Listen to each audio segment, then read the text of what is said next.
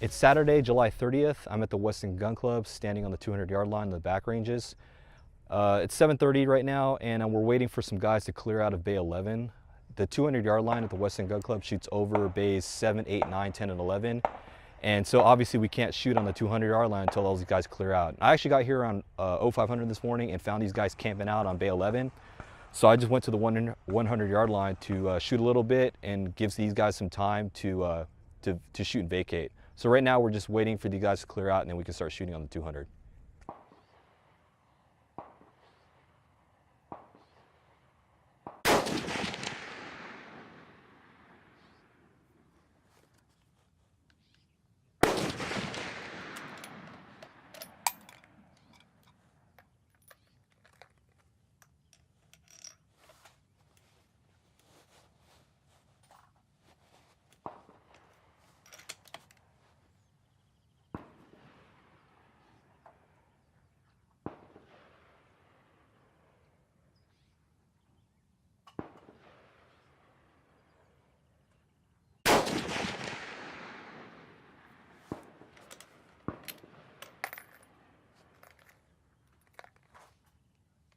It's only 8:30 right now, and it is humid as all get out. I don't know what happened, but like the fog rolled in for some reason, and so it's really sticky out here.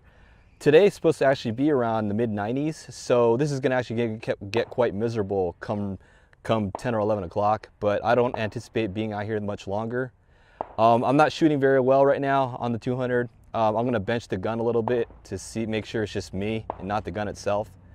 But I'm shooting really bad off the bipod right now. I'm just like hitting it left and right, like I'm throwing them side to side.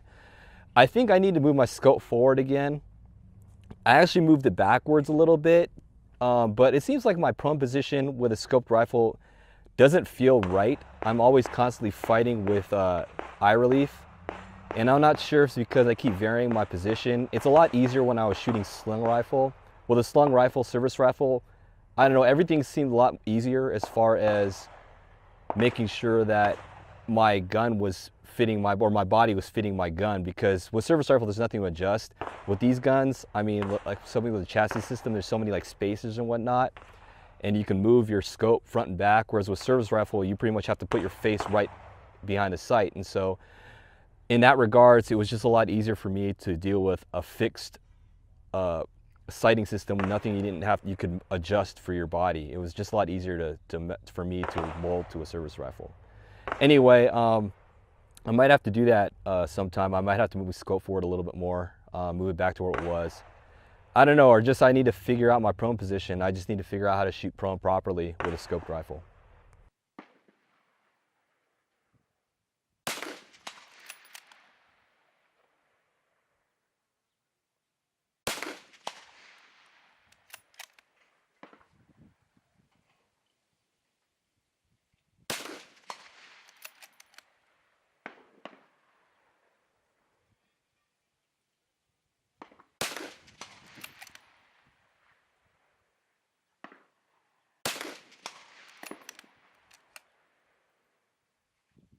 So just a little overview as far as there's two paths that actually get to the bays 7 through 11, and one of them crosses right in front of the 200-yard pad. So this gate here, you have to shut it and turn that sign around. So if you notice right now, it's facing the 200-yard pad in use, closed gates facing us, but on the other side of that sign, it just says back bays are open. So I just opened up the gate so people know that they can come and shoot on the bays in front of the 200-yard pad. So these are bays 7 through 11 that's out in front. So it's about 10:13. I'm just about done cleaning up and gonna get out of the range. But as far as what happened this morning with these guys who took over Bay 11 or who were camped out in Bay 11 and we made vacate, you know, I've kind of felt bad for these guys because they were in that range or in that bay and we made them leave. But at the same time, the range rules indicate that on the 5th Saturday of the month, and pretty much most weekends where there's no matches, the 200-yard line or the 200-yard pad has priority. So anybody who's in front of the pad, they shouldn't be using those bays, and they should use one of the bays behind the pad, because there's 6 other bays behind the 200-yard pad. So obviously these guys came out before everyone else, and there was no one else on the range except these guys on Bay 11. So they should have just taken Bay 6, and all would have been well. And unfortunately, you know, a situation where we made them leave, and I'm sure they were upset, but at the same time, the rules indicate that if we're going to shoot the 200-yard line, anyone in front of us, they need to vacate those bays. And so we had priority because I got here at 5. When I got here, they were camping out in tents, so I let them sleep, and I went to the 100-yard line to do my thing, and I came back around a couple hours later, and then somebody else made them start to pack up and leave. So kind of sorted itself out. But at the same time, you know what, I mean, it's unfortunate that this is how the range works. We have 11 bays. Half of them are going to be shot over if you're using the 200-yard pad. There's plenty of room if you get here. I mean, these guys got here early enough, obviously. So, I mean, it could have been a situation avoided, but it is what it is. And it's kind of why, like, when I want to shoot, if I'm going to use one of the front bays, which is rarely, I'll try to come in very early. And if there's no one on the 200-yard line, I'll do my shooting and leave. And usually by the time, if somebody does want to shoot the 200-yard pad and I'm out front, I'm done by that time. So it's just, there's ways to manage the usage of the West End Gun Club member bay facility, you know, the member bays at this facility. Anyway, it's starting to heat up a little bit. Finally, the humidity blew out because the wind picked up. But so it's less sticky, but at the same time it's starting to heat up. But at least we got this wind to help air me out a little bit. I'm actually going to try to take some photos. I was going to take some stock photos. You might have noticed I was using that Eberly stock in some earlier footage. It's a new pack that I bought. I'm going to try to write a little review on it after I get some usage on it, but it's the Eberly stock Gunslinger 2. I kind of wanted a backpack, kind of like a field pack, even though I don't hunt. But there's certain situations where I can't use my range cart. Like I have my high power range cart that I use to transport stuff from bay to bay at a shooting range. And so it might be easier to have a pack. And this pack holds a rifle in the back, and I'll have photos of that and maybe a review or video review sometime soon enough. But I was using the Eberly stock Gunslinger 2. So I'm gonna get some photos of that while I'm out here and then get something to eat.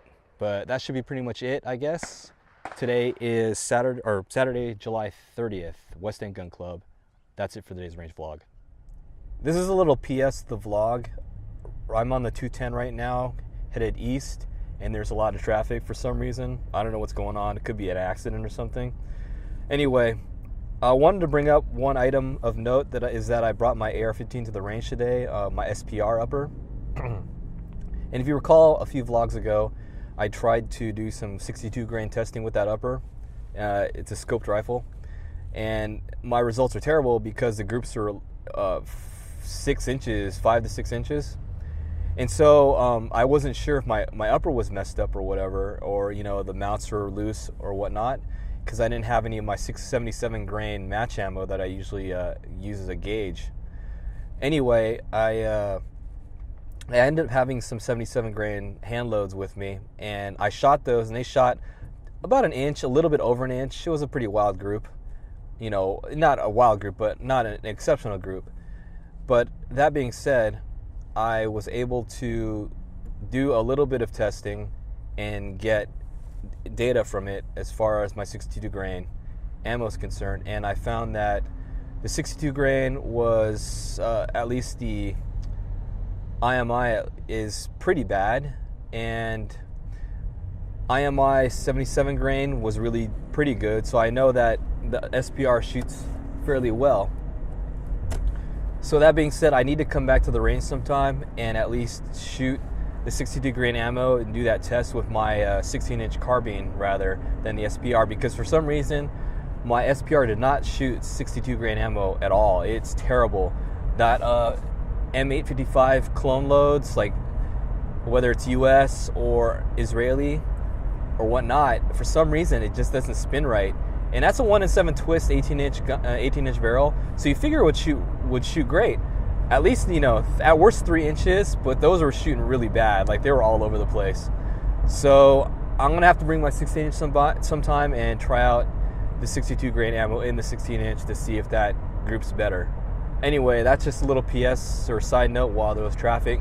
It's starting to clear up. There was an accident on the side of the road. They cleared it, but everyone's obviously slowing down just to check it out. So I'm past it now. Anyway, now this is really the end of the vlog. Saturday, July 30th.